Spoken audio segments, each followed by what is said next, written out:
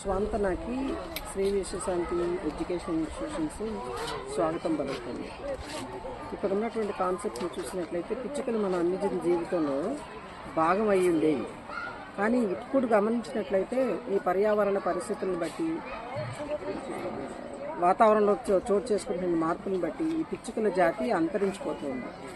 దాని గురించి నాకు ఎప్పుడూ కూడా చాలా బాధగా అనిపిస్తుంది. ఎందుకంటే నా చిన్నప్పుడు చూసినప్పుడు ఎక్కడ చూసినా కానీ పిచ్చుకల యొక్క ఈకలు చాలా అందంగా కనబడుతూ ఉండేవి. పిచ్చుకలు తిరుగుతూ ఉంటే అవి చేసేటువంటి శబ్దం చెవులకి చాలా వినుల విందుగా ఉండేది. కానీ ఈరోజు అది ఎంత వెతికినా విందామన్నా దొరకనటువంటి పరిస్థితి కనబడుతుంది. కాబట్టి ఈ పక్షుల్ని కాపాడుకోవాల్సినటువంటి బాధ్యత మంది. కాబట్టి వాటి యొక్క సంరక్షణ కోసం మనం వాటికి ఆహారాన్ని అలాగే నీళ్లను కూడా మరి సమకూర్చాల్సినటువంటి అవసరత ఎంతో కనబడుతుంది. కాబట్టి మనందరం ఒకే మనసుతో ఒకే విజన్తో మరి వాటికి కావాల్సినటువంటి ఆహారపు కంకులు అట్లాగే వాటర్ పాట్స్ కూడా మనం పెట్టగలిగినట్లయితే అవి ఈ యొక్క వాతావరణంలో చోటు చేసుకుంటున్న మార్పులను తట్టుకొని ఈ యొక్క వేసవి ఎండల నుంచి తమను తాము కాపాడుకోవడానికి అవకాశం ఉంటుంది.